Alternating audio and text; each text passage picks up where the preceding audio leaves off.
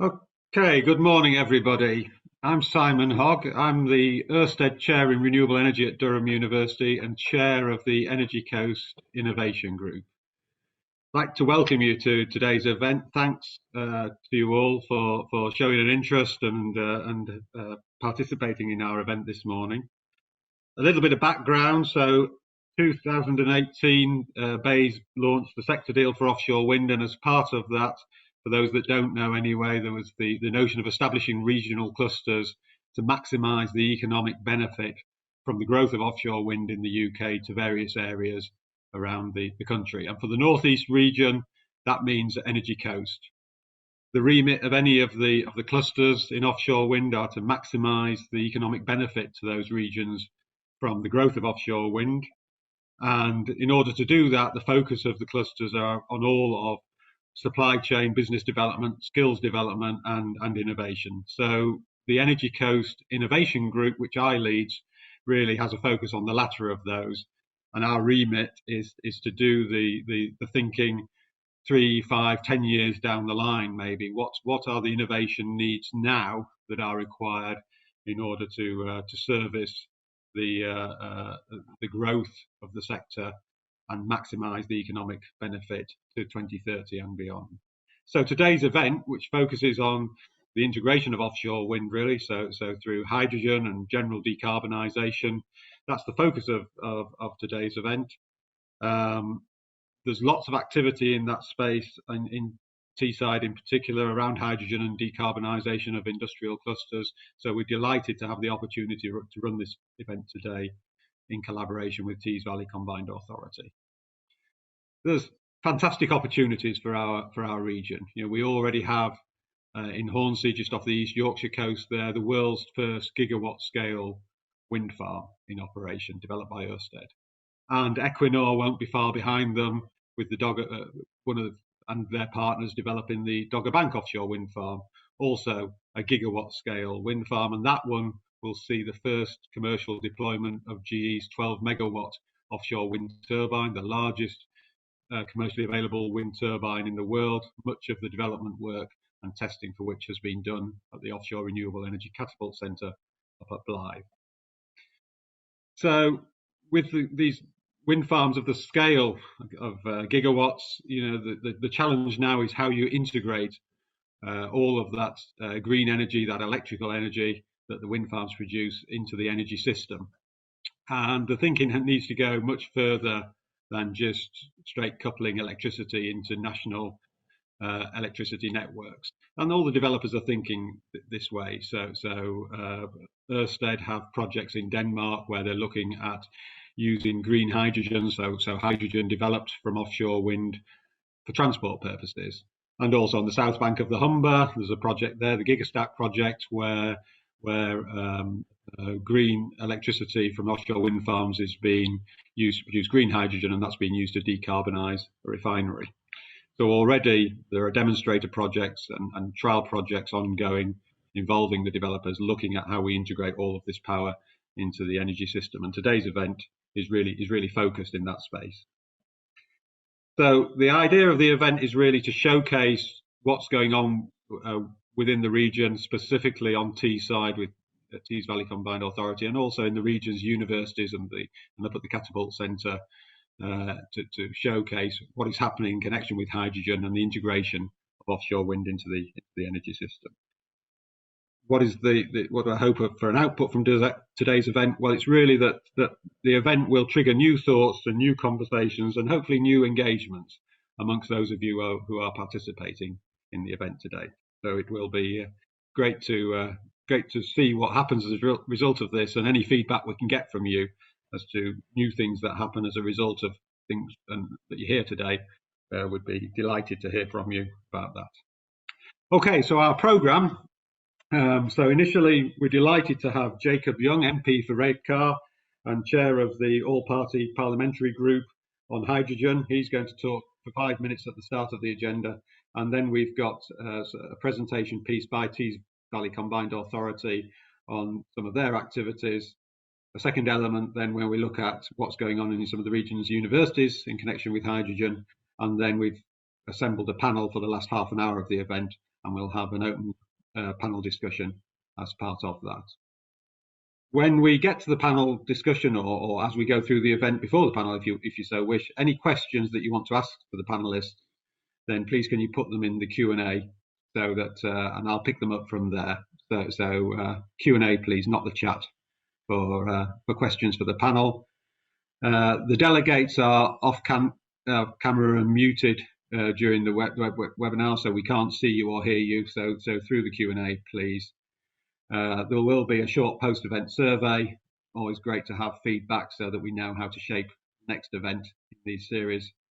And we will circulate the presentations to you. They will be available to you after the event. Okay, so if I can invite our first speaker now. As I say, Jacob Young, MP for Redcar and chair of the all-party parliamentary group on hydrogen. Jacob. Well, thank you, Simon, and thank you to Energi Coast as well for hosting me today.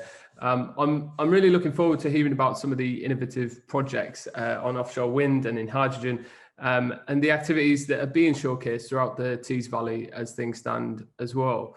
A little bit about me. I'm born and bred Teessider. I did my time as an apprentice in Teesside's chemical industry, where I worked and trained for 9 years before becoming an MP.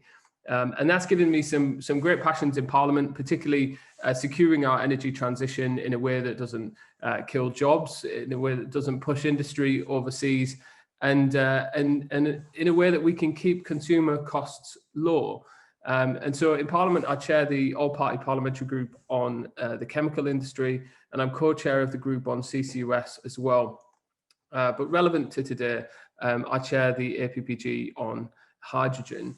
And so I'll give you a bit of background on what our APPG does and our priorities, where we see the role of hydrogen, and a quick look at the government's priorities in terms of hydrogen too. But all-party parliamentary groups, known as APPGs, are a place for policymakers, academics and industry to come together to discuss issues they're passionate about. And I'm pleased to chair the group, and I've been involved with it since my election. And we're one of the largest of these types of groups in Parliament. We have over 40 MPs and peers from across the political spectrum, working with leading businesses, academics and organisations to enable the UK to meet its decarbonisation targets through the implementation of hydrogen projects, and to discuss what policies we as policymakers can put in place to support these. Our parliamentary officers are supportive of the hugely significant role that hydrogen tech can play in delivering high-skilled employment and clean growth for the UK and across the world. We're supported by businesses including Baxi and Bosch, who are developing hydrogen boilers, people like Cadent, Northern Gas Networks, SGN, who are doing a number of groundbreaking projects in terms of hydrogen for heating, Shell, Johnson Matthey, and a number of others. And through our APPG, we believe that the UK really does have the potential to become a global leader in low carbon hydrogen tech. But we have to move fast to grasp this opportunity and achieve the maximum economic benefits. And I'm sure we're all aware that a key opportunity for us to demonstrate this will be at COP26 later this year.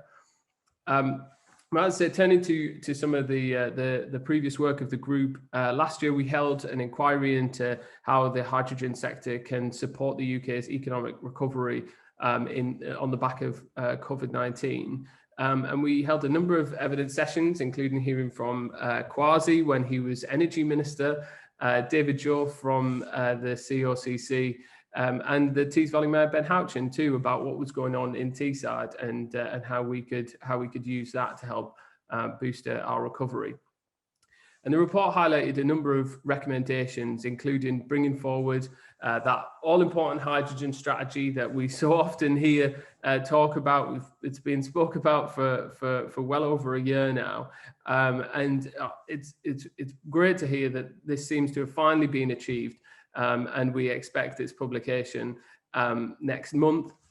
But also we recommended things like facilitating the funding for growth through things like contracts for difference, in a similar way to how the government facilitated that in offshore wind, using regulatory levers as well to unlock the private sector investment required, such as amending the gas safety management regulations, mandating hydrogen-ready boilers by 2025, and as I say, I think we'll touch on some of the projects that SGN and NGN are doing around hydrogen for heating too.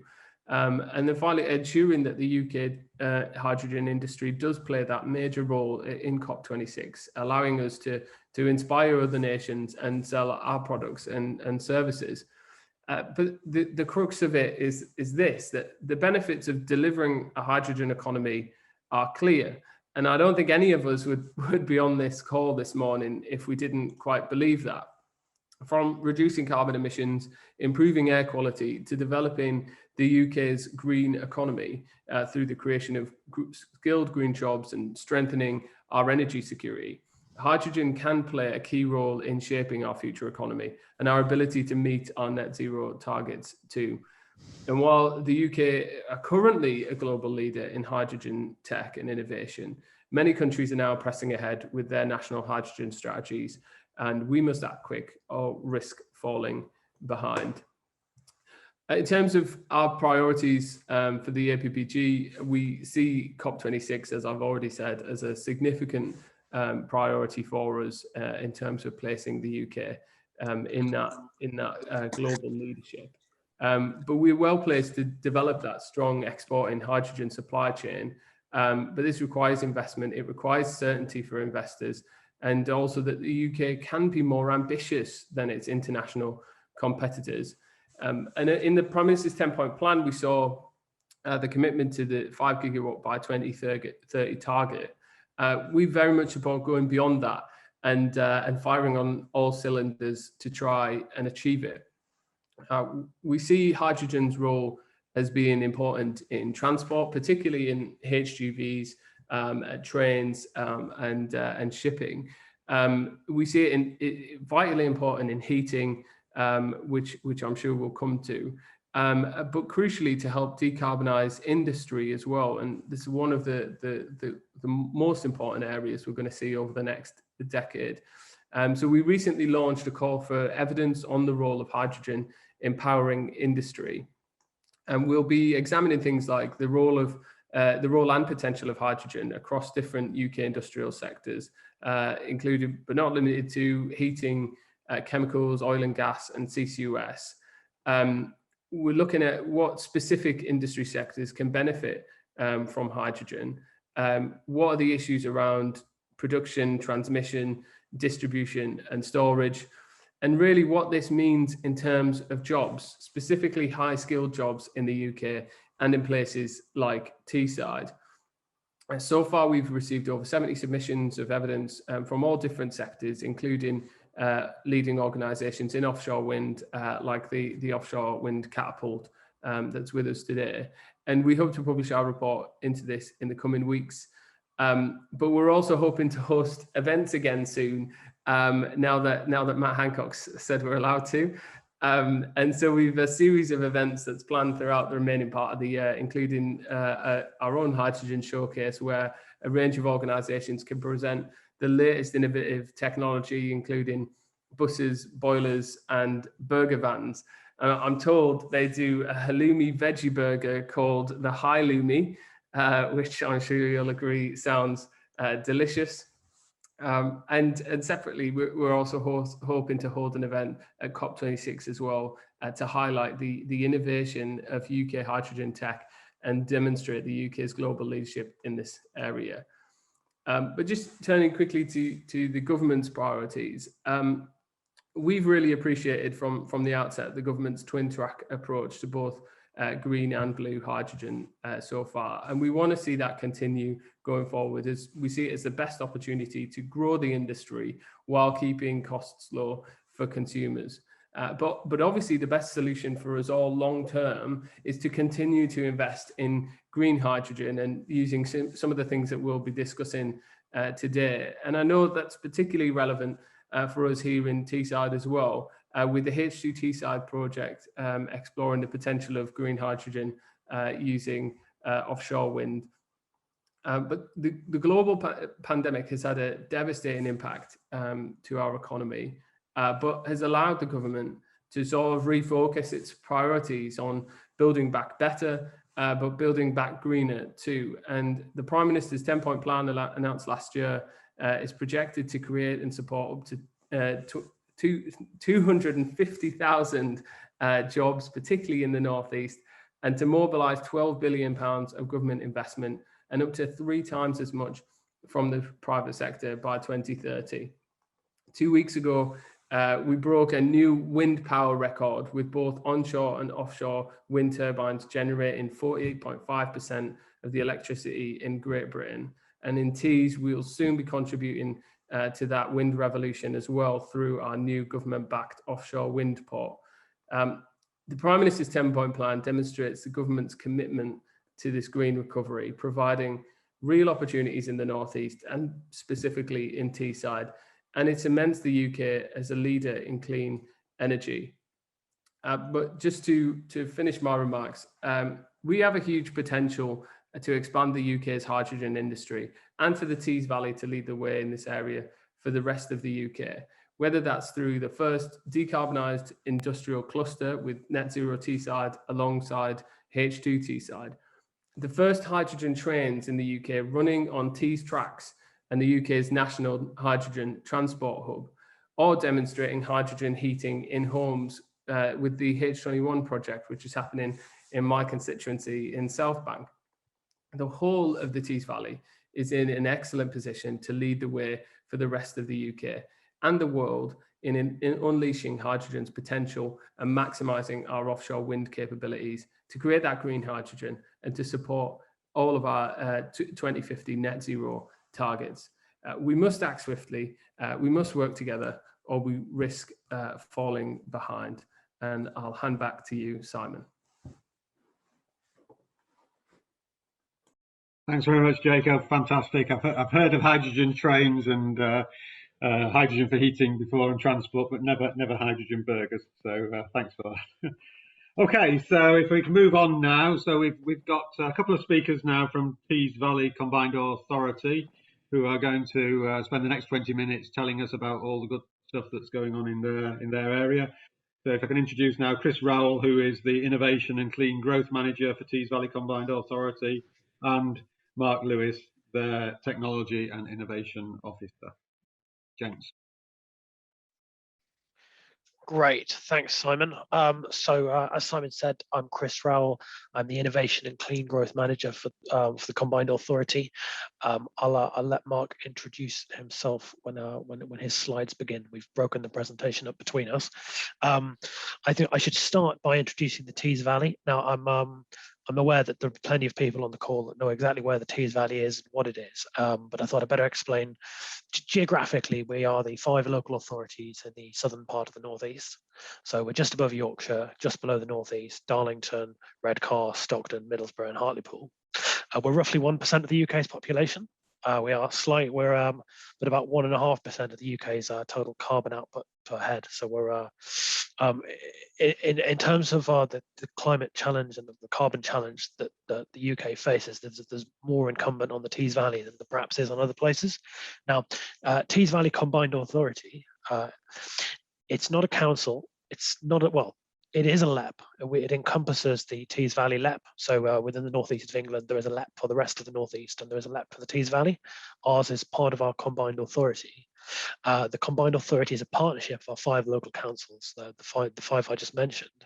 It doesn't sit necessarily above the councils, but it works across the region between them and government on strategic regional economic priorities.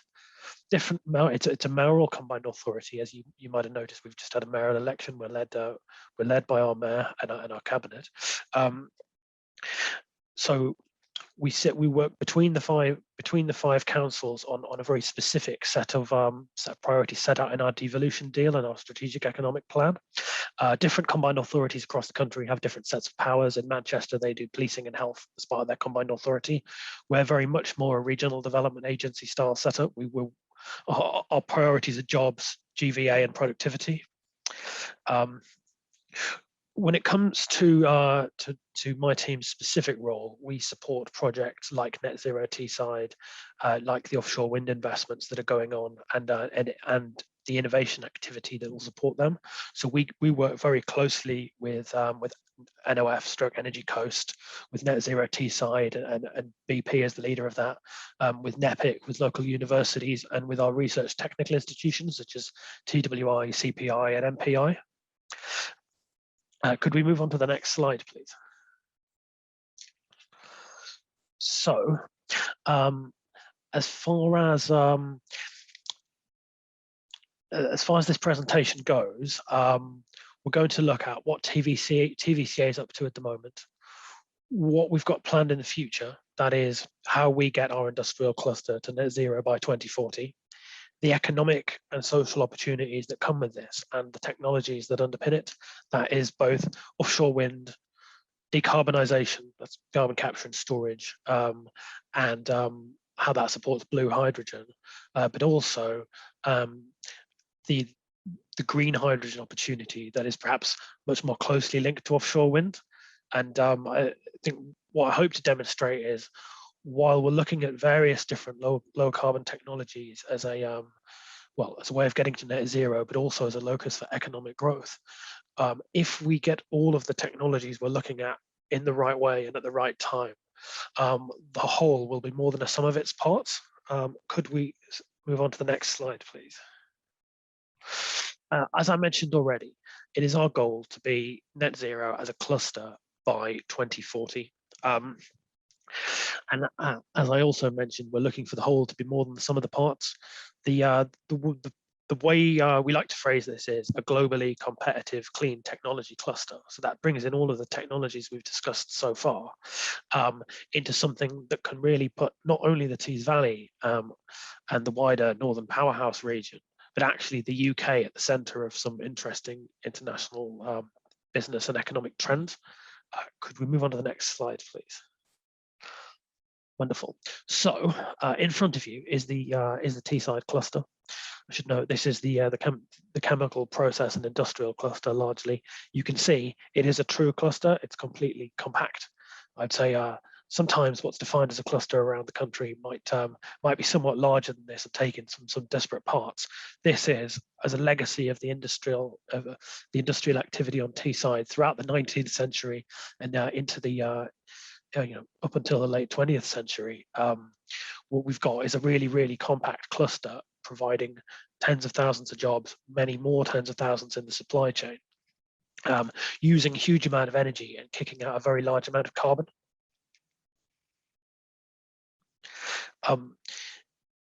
In terms of where the cluster needs to be, it needs to grow, or it can either grow or it can decline.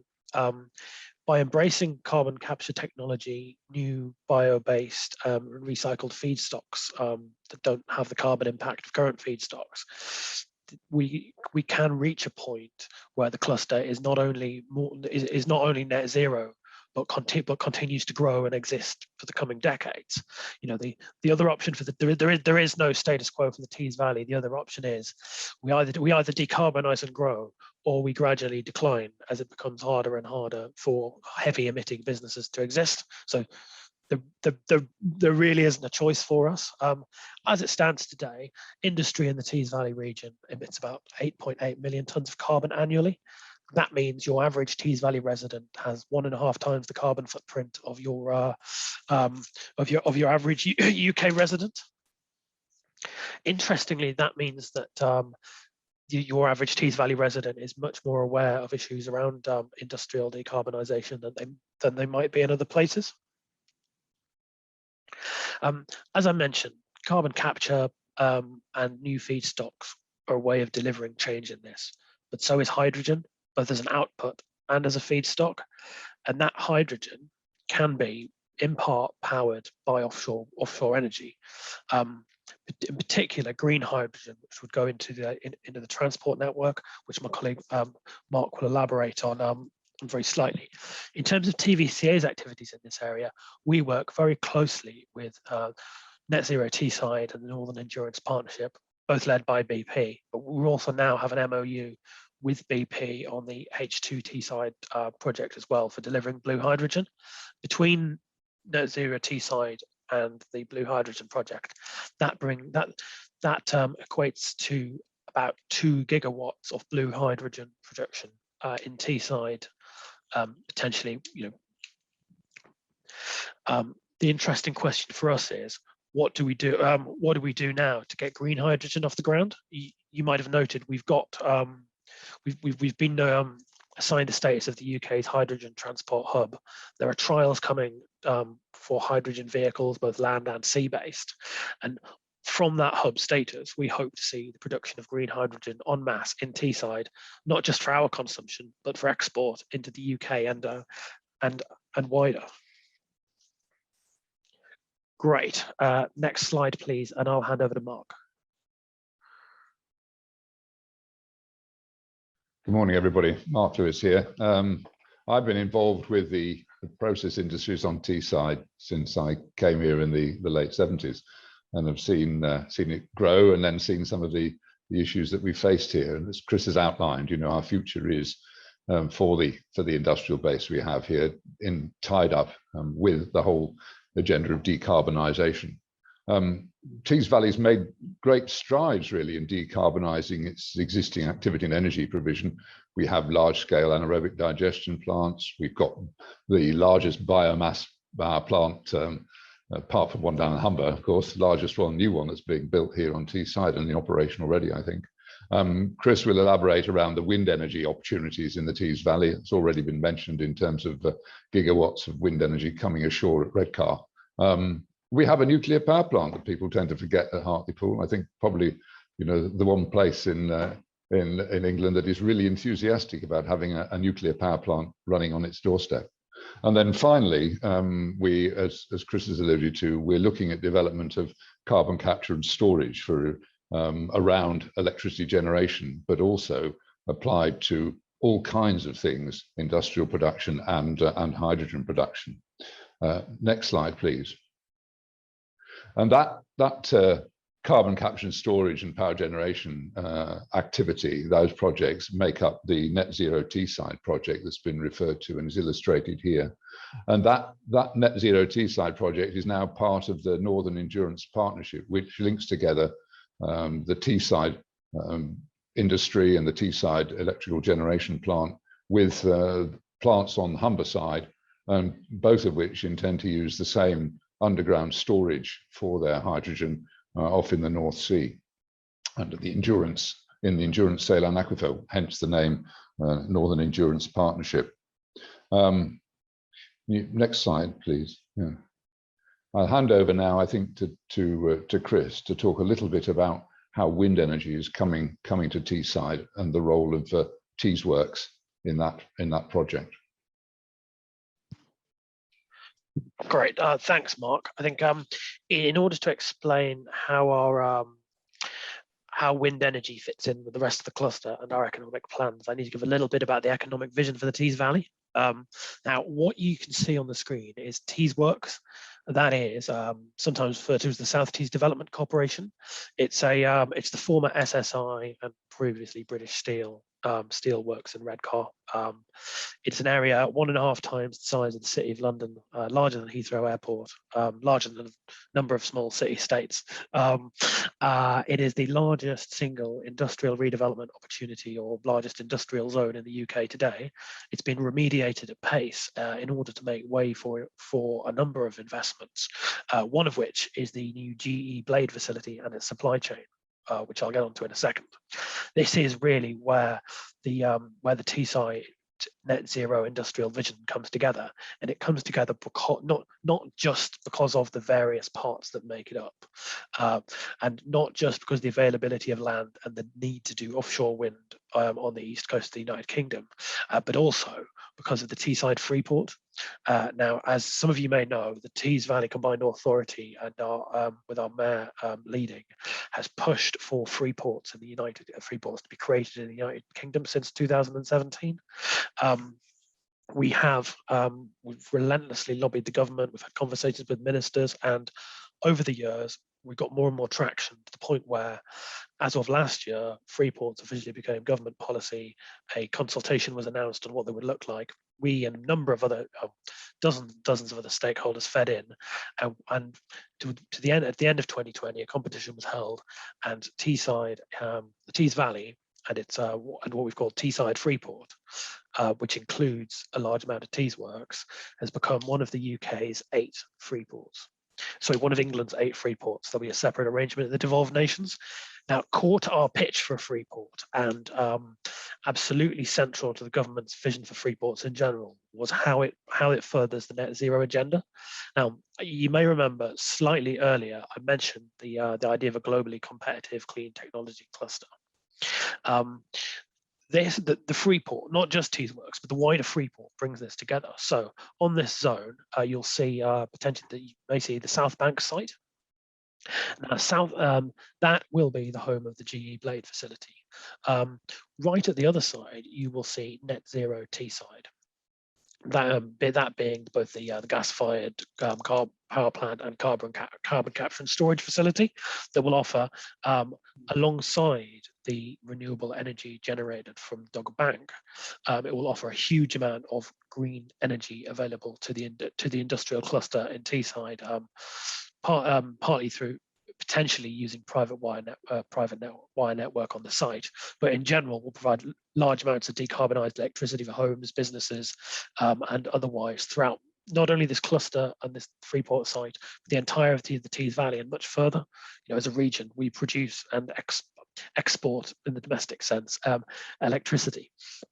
So the Freeport brings together our version of a globally competitive clean technology cluster, because it not only has offshore wind and carbon capture and decarbonised industrial activities because of those on this site, it also brings together other secondary custom zones within the offshore wind sector. So, for example, steel pipe manufacture, various other offshore wind supply chain businesses, including Able UK and Wilton Universal.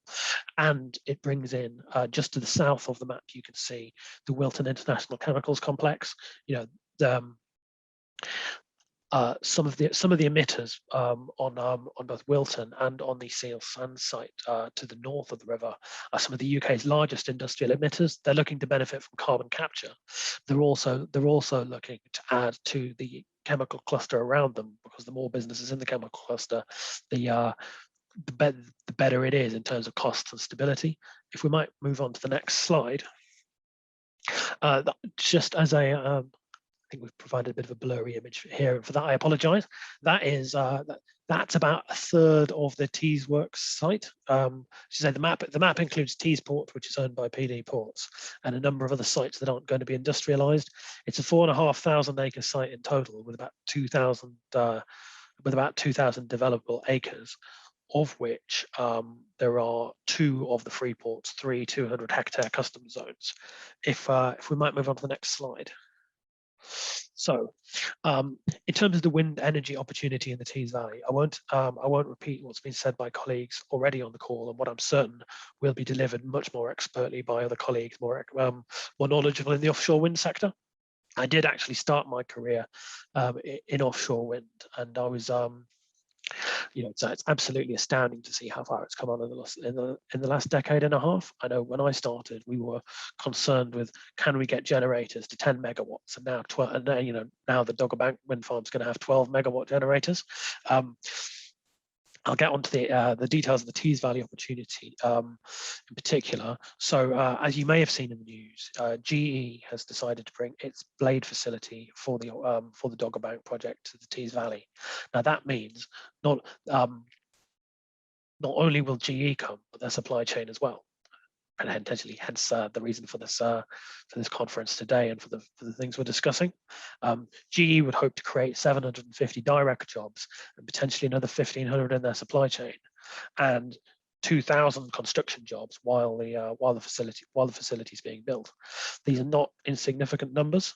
To put it in perspective, the Freeport would be expected to create between 18 and 40,000 direct jobs on the site depending on the length of the incentives, with many tens of thousands more in its supply chain. This is already a pretty good start for a very small amount of the Tees Works site. To support this, TVCA has successfully lobbied government for an investment in an offshore wind quay there, from which the blades will be exported. The blades will be 107 meters long. They are absolutely gargantuan, and as I mentioned, they will support the world's largest wind turbine generators at 12 megawatts. Just to give you an idea of the scale of what's proposed and how it fits into the overall Tees Valley vision, if we can move on to the next slide.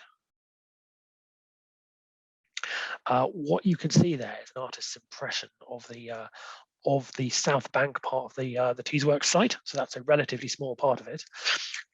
You can see the blades on the dock. You can see each of those is 107 meters long. And right in the center of the screen towards the bottom, you can see a power plant. Another part of our vision for decarbonised industry and energy, that is the MGT the MGT biomass plant. It is the largest purpose-built biomass power plant in the world, and it is absolutely huge. However, compared to the size of the GE plant and its supply chain sat around it, it looks relatively small here. I think that goes to show the size of the offshore wind vision that the Tees Valley has, the facilities we're putting on, and the that site. The site you can see could potentially be home to thousands of new renewable energy jobs, all of which support more jobs in their supply chain, and all of which support the Tees Valley's vision of skilled and professional jobs currently not available, but drawing on the region's existing skill sets and its excellent training providers and higher education institutions. And on that note, I would like to hand back over to Mark for the next section of the presentation. Next slide, please. Yeah. Thanks, Chris, for explaining what we're doing on the large-scale renewables side of things. Clearly, what we're doing is trying through our decarbonisation agenda to address the issues that you see illustrated here in terms of sectors where it's more difficult to decarbonise. You can see on the right-hand slide there that the industrial sector has reduced its energy consumption considerably over the last 30 or 40 years, but that other sectors, transport, domestic heat, and the services sector, which of course has grown enormously in the UK, are all consuming more energy than they were back in 1970. And the challenge is, what can we do of those? Next slide, please. So one of the options clearly for us is hydrogen. And why fundamentally is hydrogen of great interest to the Tees Valley? Well, we've been working with hydrogen since, I suspect, the early part of the 20th century, particularly around ammonia production, but also hydrogen production as a chemical intermediate.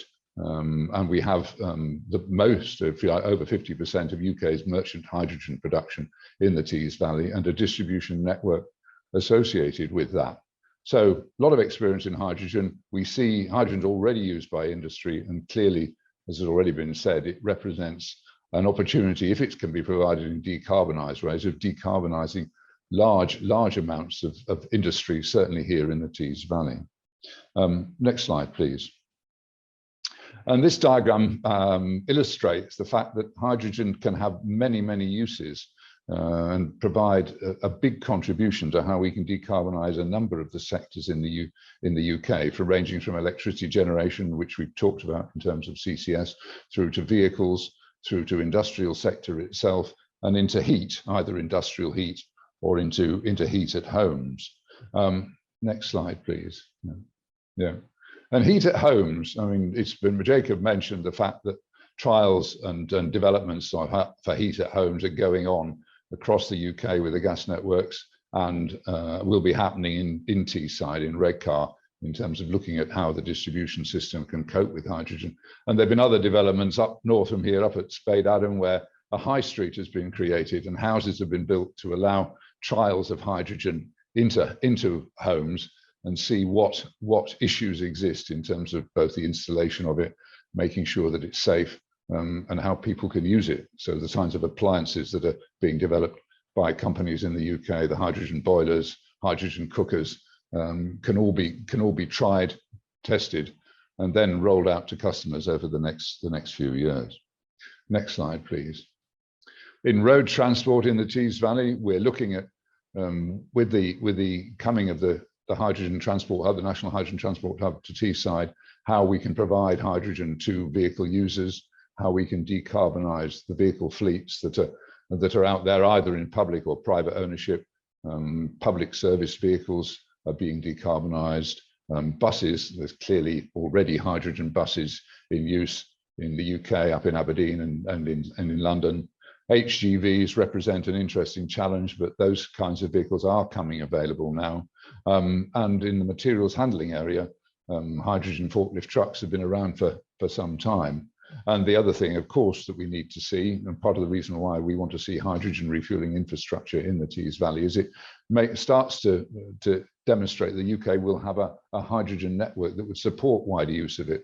We've got to see hydrogen available up and down the transport corridors in the UK to allow use by heavy freight movements, use by the consumer. I mean, hydrogen cars are there now. The price of the latest Toyota hydrogen car has been reduced substantially since the first one was available. So hopefully we'll see these. And I know for one, as soon as we've got some hydrogen available in Teesside, I'll be looking at buying one of those. Anyway, on to the next slide, please. The other area, again, Jacob mentioned this, is the opportunity around hydrogen rail. Other countries have moved into hydrogen rail. The trains are running now in Germany. We're a location where a lot of our rail routes actually are effectively diesel. Well, they are diesel powered. They would be very difficult and costly to electrify just because they're limited amount of traffic would be using them, and the sheer extent of the network that would have to be covered by that. So we think that the Tees Valley's rail network represents an excellent opportunity for using hydrogen to decarbonise rail transport and to celebrate, I suppose, the region's involvement in the rail industry since the earliest days, with the first passenger railway in the world being established between Stockton and Darlington 200 years or so ago. Can you, next slide, please? Yeah.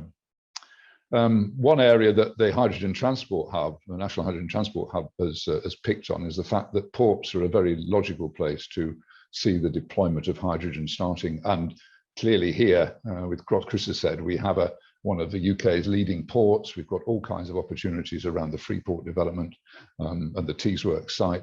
There are lots of applications here where hydrogen could be deployed in terms of moving containers, moving with the forklifts I've mentioned, with lorries, and then into the marine environment, where clearly the decarbonisation of marine transport could be done using hydrogen. I know that there are trial boats out there now, and the other area here is decarbonised ammonia into marine transport. Again, using decarbonised hydrogen to make the ammonia.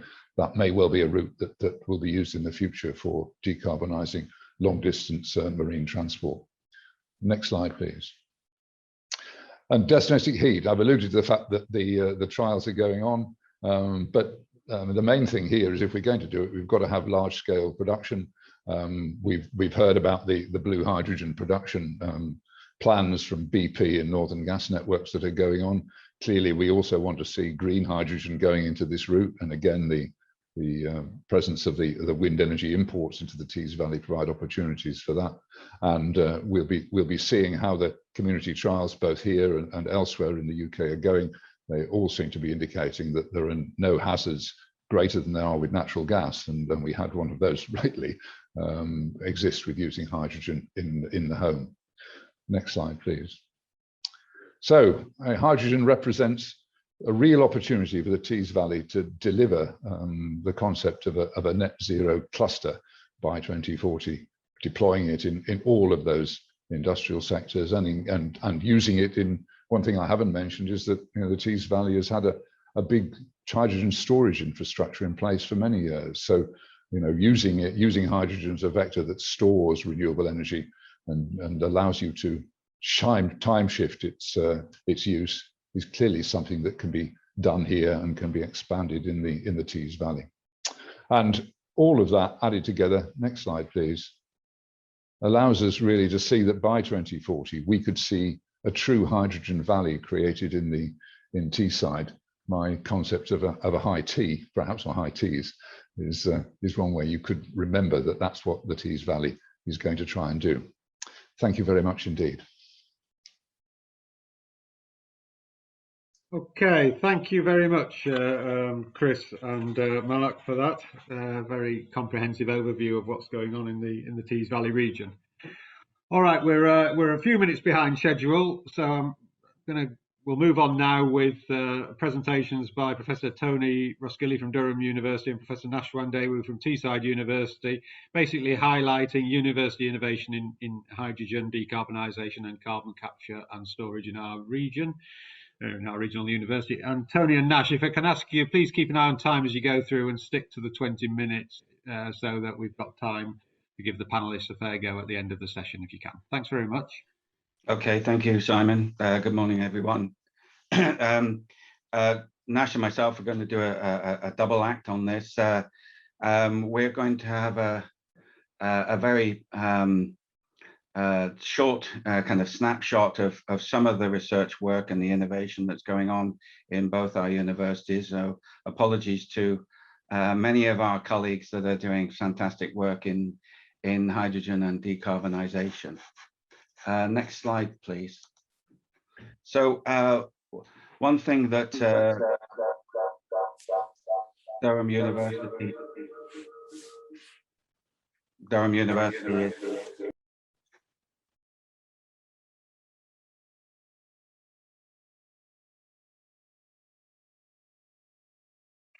Seem to have just lost Tony there for a minute. He started to sound like a Dalek. Just bear with us a second while we get him back. Am I back now? Yeah. So yeah, sorry about that. So one of the areas that we coordinate at Durham University are two national networks, one on hydrogen fuel transportation and another one on decarbonisation of heating and cooling. And the objectives of these national networks are to kind of maximise the impact, the communication and share best practice and disseminate information data associated with the research. We also capture the state of the art for and identify the challenges and incentivize and identify the barriers, sorry. And then we are targeting feasibility funding for cross-cutting and leading edge research. We provide a forum for all stakeholders and foster long-term collaborations between international research teams. And we engage in the wider research community across all of the disciplines to maximize the dissemination and impact of the research outcomes and to stimulate this knowledge transfer. Next slide, please. So as an example for the Network H2, there are 8 cross-cutting challenges.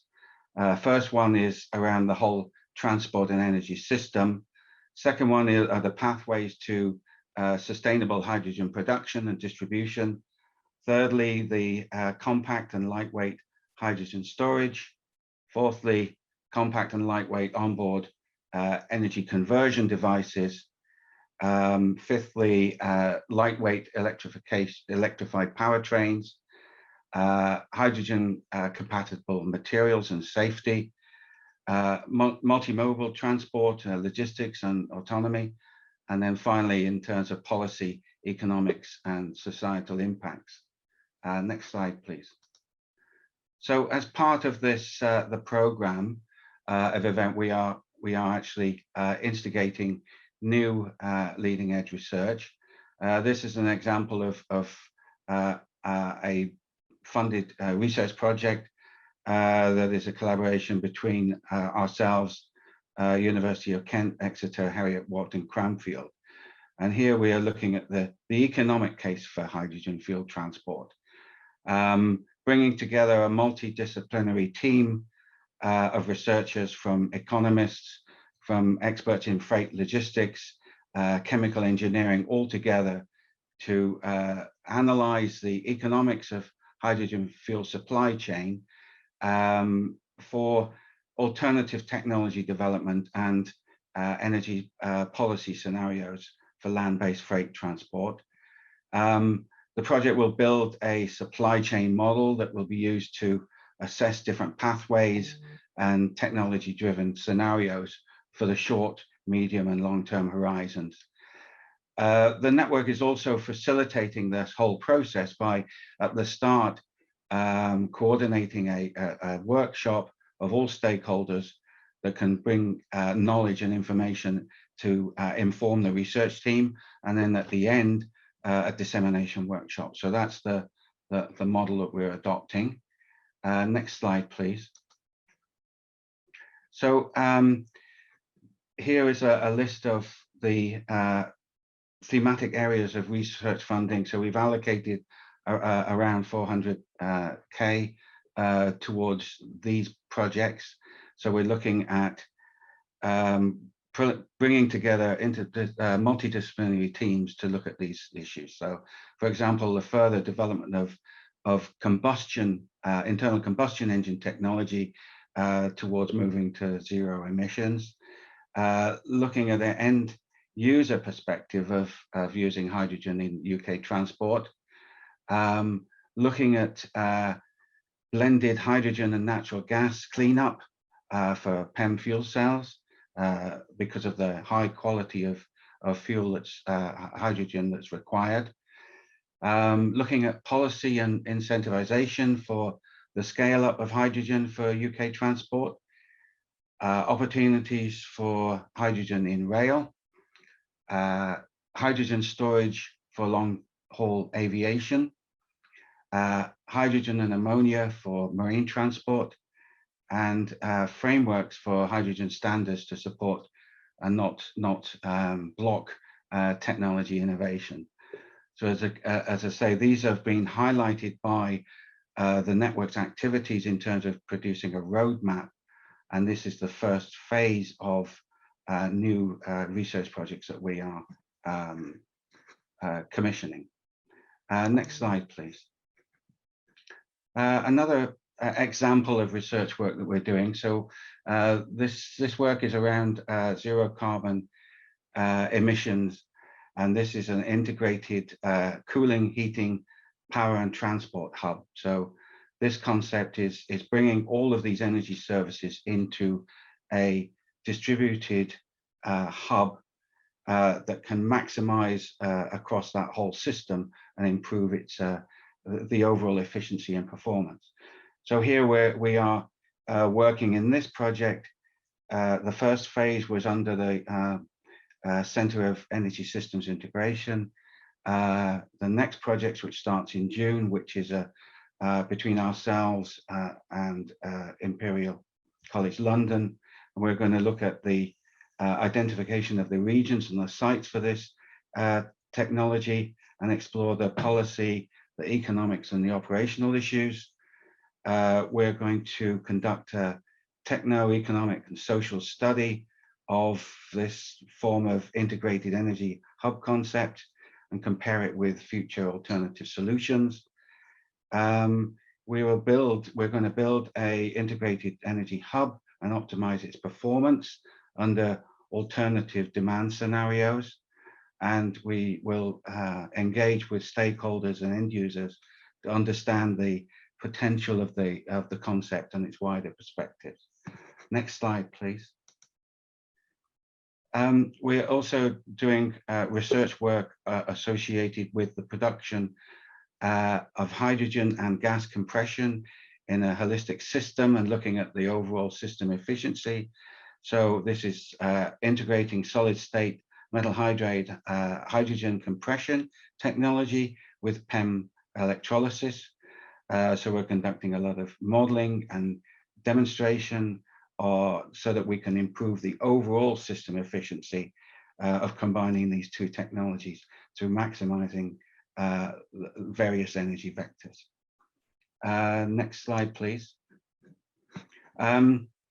For For about 20 years or so, we've been developing free piston engine technologies and developing this from a point of view of hydrogen fuel, combined heat and power, and trigeneration, and also for transport applications.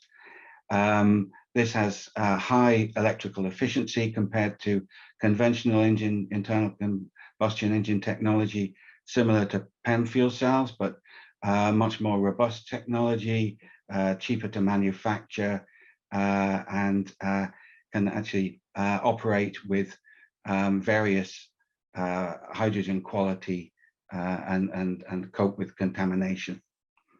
Next slide, please. Another area which is actually an extension of that work, we've been developing a closed cycle power generation and CHP systems. So this is from a point of view of electrolysis, you produce hydrogen, but you also produce green oxygen through that process. So we look to utilize that and maximize that. So this is oxy-combustion of hydrogen in a closed cycle to produce zero emissions, and we're exploring argon and helium as the working fluids. Next slide, please.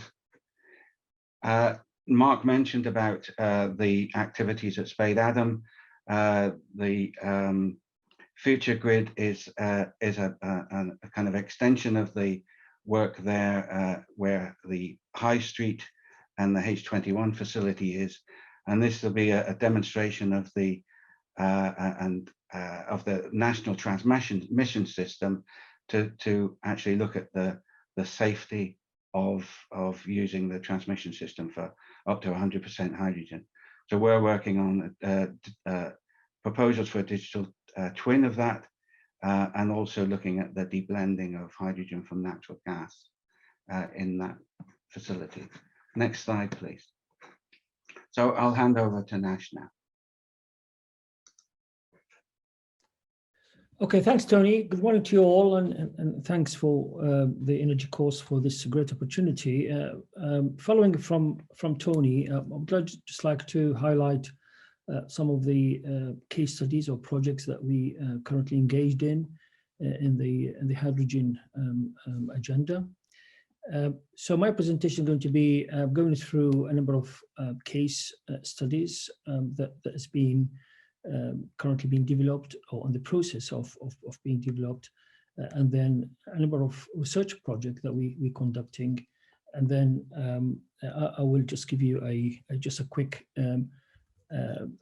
view on our new facilities that are going to be installed in the north of the Tees, 13.5 million net zero project. So let's start with, I just wanted to go through the ERDF Tees Valley Hydrogen Innovation Project, which funded by ERDF and Tees Valley. It's about 1.7 million worth of investment. This particular project, it's been running for about 2 years and it's going to go for another 2 years. It's focusing on skills development and maybe one-to-one innovation in companies, particularly, the target would be SMEs. But from the SMEs, we're developing more research areas, and particularly in the region of supply chain for the hydrogen. So basically, the aim of the project is to support SMEs in the Tees Valley region to develop and demonstrate new and existing hydrogen technologies that can support building a hydrogen economy. So that is the objective. The areas of research was blue, hydrogen production, gas purification, hydrogen safety, process intensification, catalyst for hydrogen, and others. So what I'm going to do, I'll give you a few of the case studies that we've done as Tony was going through some of his projects, and give you some insight into some of these areas of development. Next. Okay, so just to give you a few of these case studies, we're working with a number of companies. ERCO, for example, we're developing a hydrogen storage using graphene-based materials. For the X-Heat, we're developing some sort of conversion of gas catalyst heating to hydrogen, the sort of thing that we've been talking about this morning, about having to have heating as in home or facilities. using hydrogen. So we assisting developing some sort of ideas, technologies on these. We've got the other company is called Dabitech. It's developing some sort of digital twin for training with the hydrogen facilities, particularly remotely. They can do a bit of training in terms of how to use and train on hydrogen, pilot hydrogen facilities, particularly overseas, and so the company is engaged in training and skill development. And then other companies, including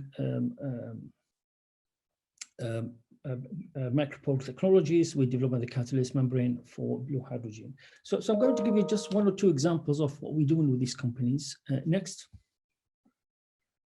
Okay, so as far as ERCO, with the development of hydrogen storage using graphene, now this is a quite important work for us. So there is a market need, development of new advanced materials that can produce hydrogen at low cost and zero emission, while addressing the challenges regarding space limitation, mobility, scalability, and efficiency. And there are a number of benefits. This TRL is still at 2. So basically we're still developing the technology and supporting, but that's quite important, particularly using functional materials in order to store and perhaps release hydrogen. Benefit will be less intensive energy use, zero CO2 emission, environmental friendly, and other things that's related to use of hydrogen. Next. The other thing is the X-Heat Limited is quite exciting project. This basically we are developing development of more effective and environmental friendly heating system that can be powered by hydrogen, and that is the way of moving. And this is really in quite the concept and the plan, strategic plan for the Tees Valley in terms of and the H2 project in terms of heating homes with hydrogen. So basically we're investigating with the company how they can develop these particular systems, and obviously with safety and storage and things in mind. So this is at TRL 5. Next. The other project, which is we're trying to integrate digital technologies now, and we have a number of projects in this particular area, particularly in the digital twin and augmented reality, etc. We applying for this ERDF project. Company came and they wanted to train their participants or in terms of remotely, and we developed a digital twin in which they can interact with the physical lab facilities. So what we're trying to do here with this particular project is development of new business models using immersive technology for industry and education that provides remote access to equipment and bring skills for future engineers. So basically that is the work we're doing, and really it was particularly during lockdown that was one of the exciting projects, particularly because people can access facilities remotely and train on this particular systems. Next. Okay, so that's some of the ERDF projects that we've been running. We've got facilities at Teesside, and we started, we've got a lab facilities, which is basically development of catalyst membrane reactor, steam reformer facilities, again to train companies, but to develop this particular technology, as it will have a lower energy to produce hydrogen from gas. And basically is we experimenting with particularly health and safety, how that's health and safety in the labs. So we are in the process of almost finalizing the lab scale facilities in terms of the membrane, catalyst membrane reactor, and we are in the process of matching some of the needs in the market. So we started to collect data, design and eventual build of the pilot. And we invite companies, so they are online today, to come and see the facilities. Hopefully things will be opening up a little bit better now, and see how they can be used. The thing is we can generate hydrogen, but it's going to be low intensive with membrane technology that will give us purity of hydrogen up to 99.9%. Next. Okay, so other project that we're currently running with collaboration with the industry, we're building up projects. These are quite sort of in new areas of research that we started to work with a number of partners around the area, including Durham University. The big ones is conversion of access of industrial energy into hydrogen, particularly working with a number of companies, how to work in terms of the industrial energy, particularly, for example, we're doing a bit of work with Gestamp in terms of how to generate energy out of their presses, some of the Innovate UK project there, decarbonisation of marine ships. This is something we've been working and communicating with and working with Durham and ports as well on European projects. Energy system integration and microgrid. This is something that we have some expertise. I'll just talk about it briefly in the next slide. Testing hydrogen heavy-duty vehicles and logistic operation. That's something we're going to do with the councils in terms of particularly taking the opportunity of the hydrogen for transport hub, and we see how that will work with the TVCA and local authorities to see how the business models and the value, the added value. Next. So basically, just to as we're talking about the hydrogen, we've been talking about decarbonisation agenda. Teesside been for the last 15 years leading work in terms of energy, smart energy systems that really with the idea to using digital technology to underpin our built environment in terms of smart cities, etc. We've got about 5 or 6 European projects worth about 7 million. Some of them finished, some of them still ongoing, particularly in the digital area and the energy system integration and the energy management system. And all of this is part of the Teesside strategy to promote and develop the decarbonisation agenda, not just only for the Northeast, but probably nationally and internationally. So these projects are European projects, and we've got a high number of European companies that are working with us on different, and you can, when the slides will be circulated, you can Google all these projects. They all have websites, and you can see the value and the benefit that we're trying to create. Now, we're trying to link those projects now with the hydrogen production as we moving into energy transition. So how the small systems, smart grid can then work with hydrogen generation, etc. And we can with Siemens on this particular area. Okay, next. Okay, this is my last slide. Pleased to say that we are in the process of finalizing the plans and the drawings for Net Zero Innovation Centre at Teesside, which is a collaborative effort between Tees Valley, ourselves, TWI, and basically the centre will support national decarbonisation strategies by developing industrial skills. Again, there is skills agenda here, the up and coming people that are going to take over these technologies.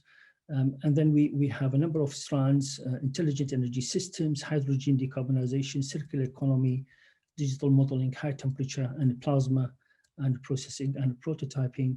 Project about 13.5. It's going to be to start with SMEs, but we have a longer term vision in terms of having this centre to be one of the beacon in the region for hydrogen, working with the rest of the universities in the region and the industry. Next. Next. I think that's it. Thank you very much, and many thanks for the opportunity. Okay, thanks Nash, thanks Tony for that. Again, not a lot of time there, and you covered a lot of ground, so thanks very much.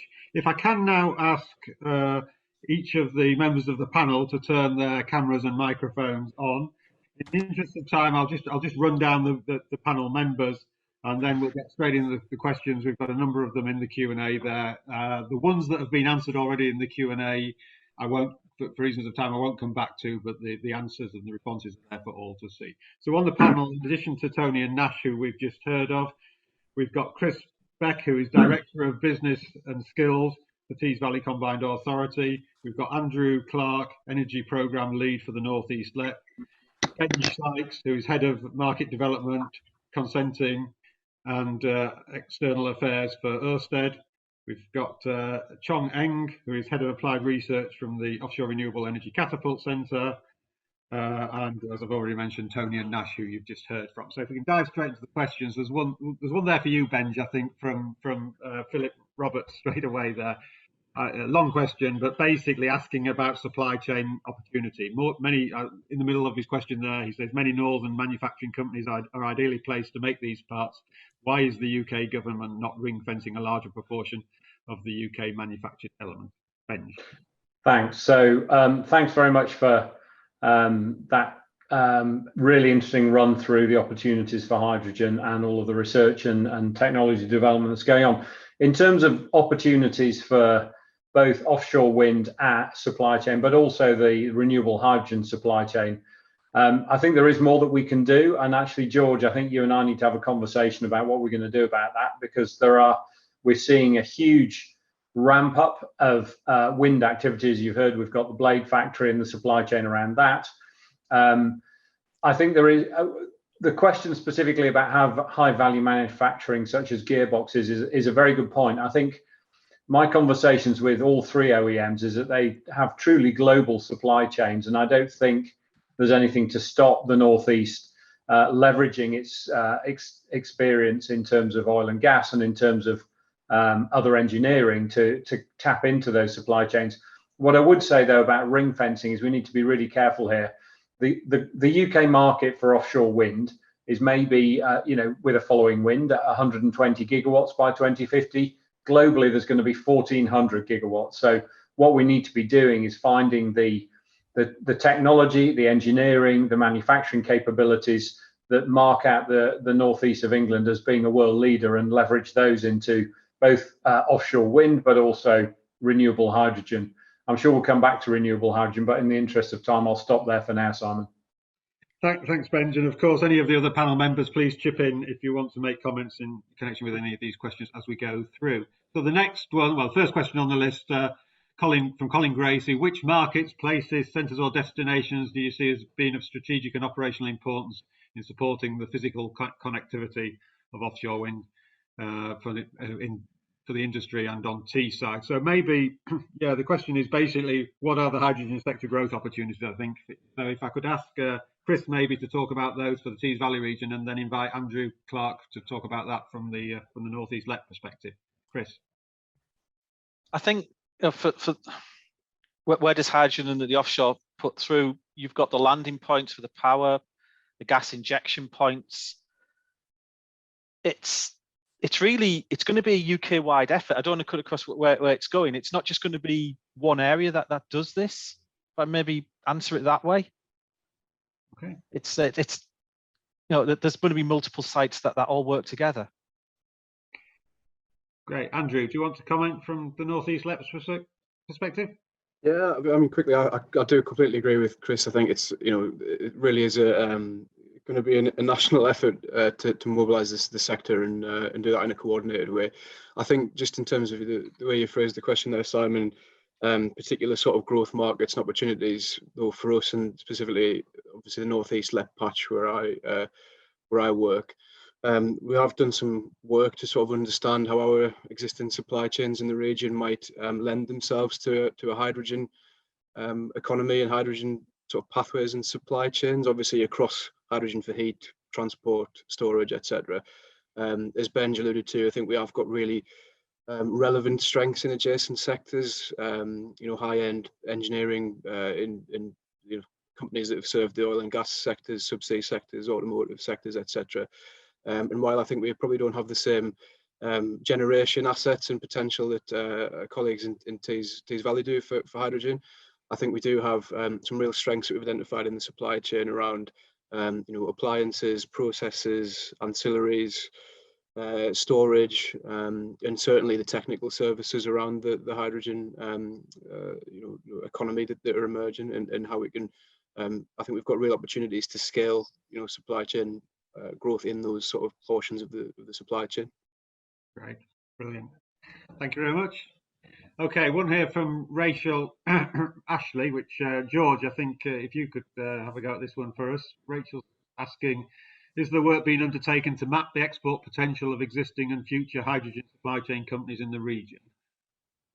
Thank you. Thank you, Simon. Although my screenshot shows that I'm Chief Executive of NOF, I'm also involved heavily in Energi Coast, both on the industry group and on the management group of Energi Coast. And a lot of work has been done recently by Energi Coast, mapping out the supply chain here in the northeast of England. That has been mainly around the supply chain for offshore wind. And we've identified over 400 businesses here in the northeast of England that we feel have got the capability, the capacity to actually service the offshore wind industry. That will then, the information that has actually identified, we can use that information to also identify those companies that have got the capacity, the capability to get into also the hydrogen economy, using that word. So yes, there has been work done, but I think there will need to be a bit more work done once we really identify the scale of the opportunity and the challenges that are there to ensure that companies are equipped to actually maximise the opportunities, both here in the UK and also internationally. Great, thanks, George. Okay, couple of technical ones here. Chong, anonymous question here. Considering the large volume occupied by hydrogen, what is the method for storage of green hydrogen? Do you want to take that one, Chong? Right. So basically, if you think about the answer we responded so far, and think about what we are going to achieve in the next 30 years, basically we are hitting towards the net zero emissions now. We are talking about hundreds of terawatts of hydrogen need to be generated in order to fulfill the need. And the power generation we need to accommodate is more than 80 gigawatt of offshore wind. So these are all the massive sort of like target to hit. And how to create the mechanism for this sort of deployment. Until now, I don't think we have a clear idea of how we're going to store the hydrogen energy that we need for the future need. So this is still an unknown territory for people to discover. And there are different methods being proposed at the moment. For example, chemically, we can store in the ammonia form or whatever with the underground cavern. These are the things that we still consider whether or not it works for the future. Basically, if you think about the whole scale of deployment we need in the next 20, 30 years, we are talking about 80 gigawatt of wind, just wind itself. And that is the whole UK power generation installed capacity today. How big it is, I think we don't have a solution. So it's an area we all need to work forward in order to get a solution out. And just one last thing. I think if you look at the ingredient, we need to collaborate together. The ingredient that we need to work with the industry, not just the wind, but the hydrogen and the transportation, power industry, academic innovations. We have all these ingredients in the Northeast. We just need a platform to work together to make it work. I believe maybe like Energi Coast can be one of the platforms to collaborate in the future. Great, thanks, John. Okay, we've got, well, I'll throw this one out there for anybody to have a go at. Is green hydrogen cheaper than blue? Jay Boysters, who would like to give So the answer, I'll have a go at that, Simon. The answer is no, not yet. There's no question at the moment, blue hydrogen, depending on the price of carbon, because of course it's not 100% green, is right now expected to be, and we'll have to see when the projects actually deliver, is going to be the initial, if you like, push for hydrogen will come from blue. But renewable hydrogen, we call it renewable rather than green because we think it's fundamentally a different product, is going to come down the cost curve. We're very confident that a combination of technology, innovation, scale, and the learning curve will drive, together with regulatory changes around how electricity is dealt with in the grid, will enable green hydrogen within a decade to becoming well below blue hydrogen and continuing down that cost curve. And I think our confidence is not least built on what we've achieved in offshore wind. We've seen huge cost digression in offshore wind. If you think about how many learning cycles we're going to get in blue hydrogen in the next decade, we're going to get several magnitudes more of green hydrogen learning, and that is really what's going to drive the cost down. But this isn't a competition between us. We've all got to do this, but for sure, there's every reason to believe green will be, in the longer term, the cheaper solution. Right. Thanks, Benj. Okay, question from Stephen Wilson, which is really about overall system efficiency, I think. Does converting to hydrogen at the end of the wire change offshore wind technology and efficiency in any way? Can we have dirty non-grid compliant solutions to save the cost offshore and rectify the power at the hydrogen plant? Yeah, okay, well, I think the question, as I say, is more about conversion efficiencies and the like. Tony Nash, I wonder if you want to say something in that space. Yeah, I think conversion efficiency is important, but it's not as important as some people actually kind of allude to, in the sense that actually it's following on from Benji's point in that it's the cost of hydrogen is actually the important thing. We've been driving around in cars with a powertrain that's about 25% efficient for many decades, and we've not really thought about that. So it's actually the price. But I think efficiency and improvements are being made all the time. The different technologies that are being developed for electrolysis, different technologies from all methods of producing hydrogen. There's a lot of innovation around different materials, a lot of innovation around system integration and maximizing the whole system across that value chain, which is improving the overall system. I don't know whether Nash wants to add to that. Yeah, can I just say something about all this decarbonisation agenda? I don't think it's going to be cheap in terms of on the short-term conversion, etc. So therefore, I think government and regulations, etc., they need to look at the whole holistic issue in terms of, the societal benefit. I mean, the cost is not the only reason, but the societal, the health of the nation, etc., etc. So that's all something that we need to look at closely and try to somehow bring these issues in terms of the sustainability and the front of the agenda. So maybe there might be some pain in terms of extra cost to be paid. Particularly, we don't have that many skills in the UK, in the region, or in the world to support these sort of all technologies. So I hope we all can pull together in order to deliver these targets. Thank you. Thanks, Nash. If I can jump on that skills piece, there's a question here from Stephen Cummings. In terms of the skills agenda, do we understand the skills development required for the development and sustaining the workforce to support the cluster? And then the question goes on. Andrew, you look after the skills element of Energi Coast. Do you want to talk about that one? Briefly, so we have a skills subgroup in Energi Coast, which I facilitate, and we're trying to answer that very question, I suppose. So the idea of the skills subgroup is that we provide a bit of space for industry to have a really kind of meaningful conversation with providers of education, training and skills within the cluster. Skills, comes up frequently. It came up frequently in the various meetings we were having as a cluster, and we decided quite early on to set up that skills subgroup. So we're actually undertaking a piece of work at the minute to map at course level all of the training courses that exist across qualification levels that are relevant to the offshore energy and offshore wind sector and offshore engineering sectors more generally. And then to summarise that and kind of provide it for feedback to industry and really seek to answer some of those questions around this is what the provision looks like today in a bit of detail. How does that feel to industry? Does it meet needs today?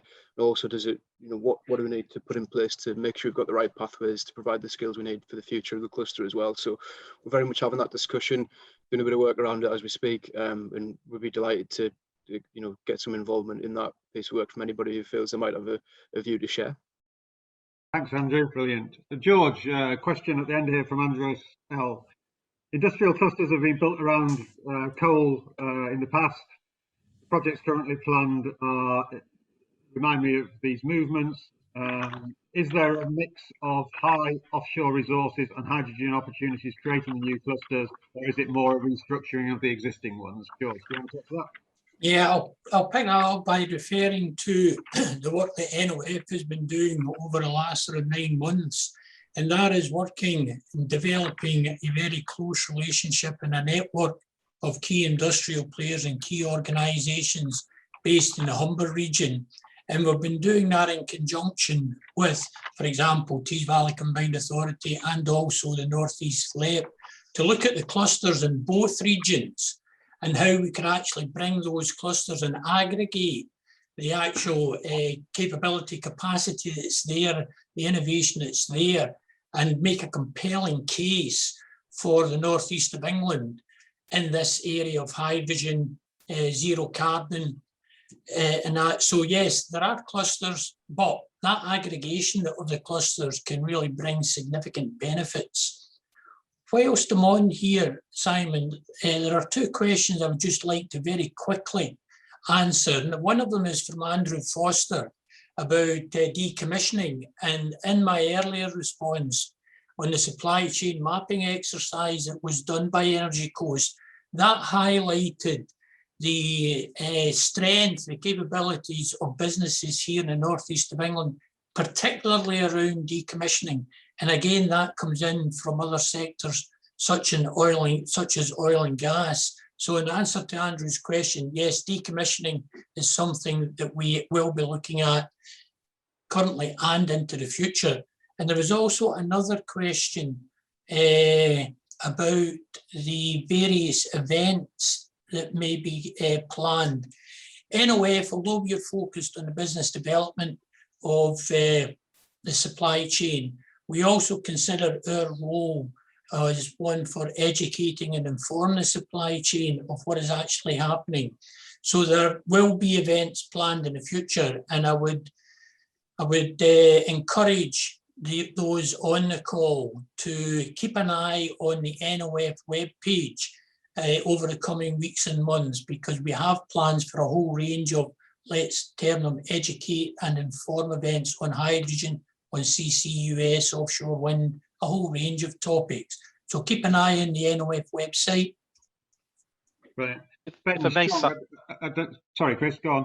I was going to say, I want to pick up on the cluster point, if I may, and say why is hydrogen going into clusters like Tees Valley, Humber, and over on the Mersey? And it is that historic link and the fact that it's the key elements are all in one place. And currently that is a reason to do carbon capture and storage at scale. And that's often driven by the existing industries and their use of gas. Existing hydrogen networks that are already in place in a lot of these places. The big users that can drive demand. So you can get your blue hydrogen because you can go to CCS. And then also the skills and the existing workforce. Because we often forget, especially when you go into blue hydrogen or engineering, these are chemical plants or these are offshore structures. And a lot of that base skill is already there that we can build on. So it's no accident why the first clusters that are coming through are built on the big users. And finally, we also have the storage systems as well. That's come up a few times.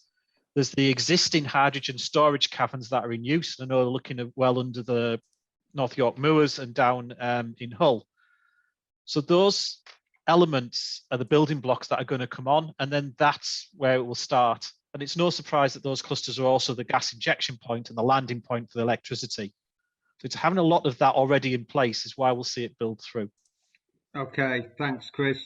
Just looking at the time there, I'm sorry that we didn't, Ian in particular, that we didn't get to your question in the Q&A there. Simon, yeah.